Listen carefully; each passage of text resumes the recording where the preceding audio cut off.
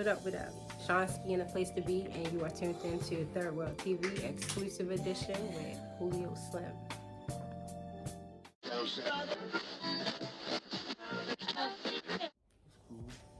And we live. So, welcome featured friend, Julio Slim. Thank you for having me, man. We can smoke in here. You absolutely can. You can smoke in here. We are 420 friendly in this place. 420 friendly. I want to let the listeners know, who is Julio Slim? It's a deep question because I feel like my versatility and my diversity goes into so many different depths and realms. Like it's a tough question to answer with just like one word or one sentence. It's like, who am I? Mm-hmm. So many different things. Overall creative is what I like to call it. Us as creatives, we wear a lot of hats. And it's simply because like we are artists that are independent artists, so we have to fund a lot of the things that's going on in our career. I see that you're rocking one of your Slim Mo Bob hoodies. I know you were talking about having like this sweatsuits and stuff together, but just kind of talk about how the idea for this line came about. Well, thank you for asking. Slim Mo Bob is that like Slim, Mo and Bob, like Slim definitely, like these is like vintage. That's a vintage DC slang word. So most of our mothers and fathers in DC and you know what I'm saying, Prince George, surrounding areas like say Slim, like man, what's up Slim? Go ahead Slim, or like Slim, like whatever like that. And Mo is another word. It's a little bit newer. They say the youngest be saying Mo and Bob and shit, but you feel me? This also, you know, just as much as DC slang too. So like putting them all three together, like Slim or Bob in the sequence, like it was just like, it really came. I mean, for real. If I tell you the real story, it came from this one time, right? Look, nah, no bullshit. In this 7-Eleven, man, this dude was trying to get the nigga attention behind the counter, and he kept saying every word. He was like, "Hey, cuz, man, hey, Slim, Mo, hey, bruh, Bob, cuz, young." And it was like me and my man was in there dying laughing, and from then it was like Slim O Bob. Word. And then I was like, bro, I'm about to merch that shit, bro. Like, I'm about to really make that shit some shit. Like, we about to do it, like. But he already has a clothing line too. So shout out to Colors, shout out my man and his clothing line. And I went with Slim O Bob. Okay. LLC, that shit. Here it is. Oh, fire. And I just like the idea, like you can just take something that happened on your everyday going to the store and you can coin it and make money off that shit. Facts. It's so amazing how the creative mind works. I love that shit. Hell yeah. What I like too is that you embody like, you know, DC slang into like your brand. I appreciate that kind of thing because I love my city too. Yeah. So, you know, it's Baltimore everywhere. Spread more love and all that shit. You got to. Yeah, you gotta show love to your hometown, man. I feel like it's very important to definitely give back and show appreciation to the place that kind of shapes you to be who you are. You feel me, as a person. You know what I'm saying? And give you your style and essence. So this right here is just part of the culture. It's a brand, SMB. So it's only gonna get better and better. Like these hoodies, this is like the beginning. You feel me? It's gonna be like even more upper echelon type shit. Dropping with this shit, some designer type shit. I like that. I do want to mention a quote that you gave me. You said that we are divine spirits having a human experience. Like, I pondered on that for a while because it's a powerful saying. Where did that thought even come from? And just kind of tell me how it ties into everything Julio Slim.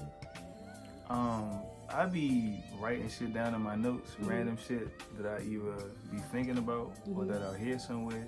I think that particular quote I might have heard in a clubhouse room, and I heard somebody say some shit, and I was like, damn, I gotta write that shit down so I don't forget it. You feel what I'm saying? And I was like, bro, that shit like stuck with me too. Like, it made sense. We're just, you know, divine, we're just spirits, and we're just having a human experience on this earth. We have some limited time here before we have to go back ultimately to the spirit world. You know what I'm saying? And here we are trying to figure this human thing out and find out like what our purpose is and like how to maneuver it.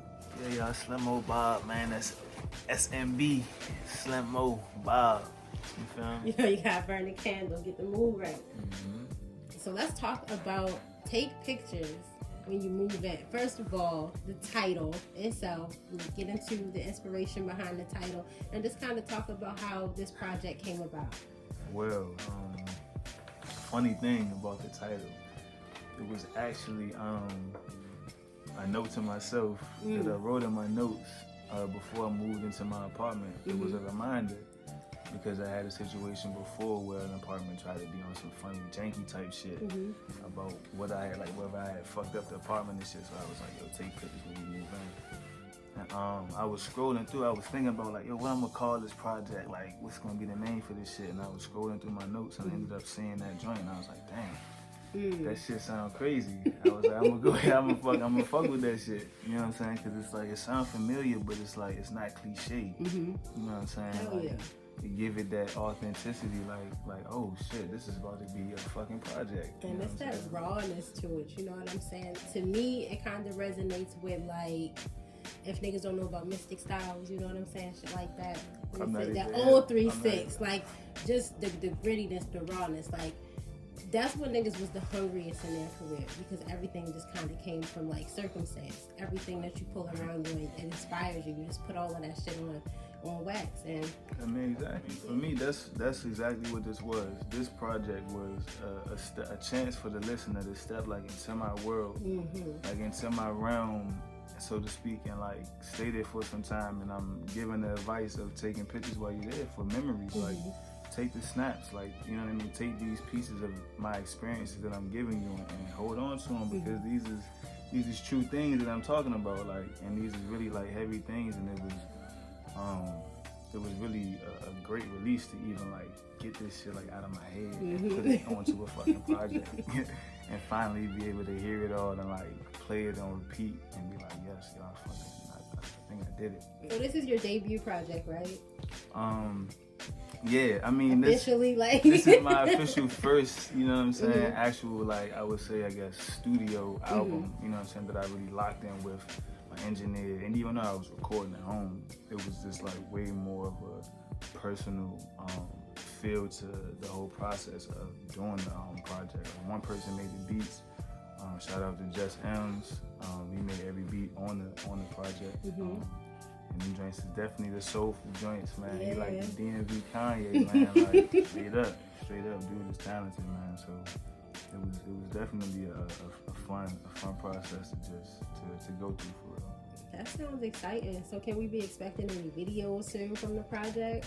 Yeah, I can't.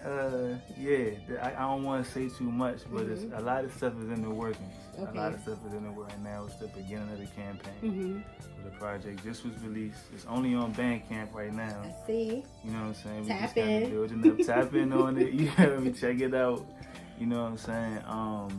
But after about maybe 2 months of, you know, doing some podcasts, talking to some other people, and also ultimately like working on some videos, getting some treatments, actually getting some things filmed, getting some locations finalized, really fleshing it out because I don't want to like really cut any corners on this project at all. You shouldn't. You know what I'm saying? Can't skip no steps. Not for this one. This one is too crazy. It's too crazy. So I'm like, I really got to take every little detail like to heart so that it comes out how I really think that it should come out. And, as far as videos, to answer your question, yeah, we the team, it's definitely in the process. Word. So what would you say the difference was from recording this project, and just how was this process different from the past? Well, I mean, one is that I recorded it all in one single place. You know what I'm saying? The only other place I recorded this many songs at was in California, where I recorded a bunch of joints too, and be on the lookout for that project as well, because I'm in the middle of like 3 other projects. It's crazy. But this particular like process was just so much smoother. It was way easier. There was no need for me to go anywhere. For one, I could just like be in the house and just record. I can like redo anything I had to redo. I could like go back and add an ad lib if I wanted to, take one away. It was just so simple. And then with the engineer being my man, like it was never a hindrance. It was always a, bro, let me add this extra clip. Let me send this thing. He was never on no, damn, bro, you keep doing this shit. It's already right. You know what I'm saying? Some niggas in the studio be like they get an attitude, get mad when you want to do something and shit. You be like, Mo, I'm just trying to get it how I wanted to sound, man. That's all. But it was none of those problems. being able to do it at home. But I mean, honestly, I don't have a lot of problems recording anyway, because I'm so, what's the name, like when I go to the studio, I record so quick. That's good. I've gotten so used to like recording the other joints and being on other people's time that I'm like, you know what, I gotta be able to knock a lot of shit out, like 10 songs in 2 hours, like bam. That's like that status at this point, like, you know, so I can dig that.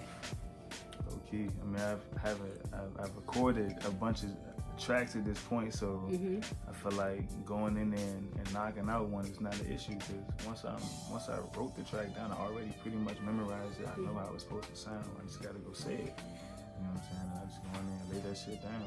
You know what I mean? And that's how it be. And for this one, it was just beautiful. It was just like great. Like really, to choose them all, to choose the beats, like that whole process too was just like, I had like maybe like 10, no, maybe like 12 beats, but I picked like 7 like golden joints that I felt like, I'm like, bro, these ones, and the ones right really, there. I'm like, you really hit it on these ones, bro. I need them, so I'm gonna go ahead and get these, and we gonna make this classic project. We went from there. You did an amazing job. So, you know, shout out to both of y'all for giving us some good quarantine music. I appreciate it. No doubt. I'm appreciating all of the good music that's coming from this time that people say it's like, you know, a bad time. But I feel like it's really a time for us to reflect and connect deeper with ourselves and be able to put out the shit that we do, because everybody's creative in their own right, even outside of just music. So shout out to everybody who's been holding it down during this pandemic and really figuring out what you love and figuring out yourselves. No, that's facts. That's facts. Years ago. You can talk to yourself from 10 years ago. What would you say? 10 years ago, I would just tell myself to keep believing, you know what I'm saying? Because I always have wanted to rap. I've always believed that I could do it.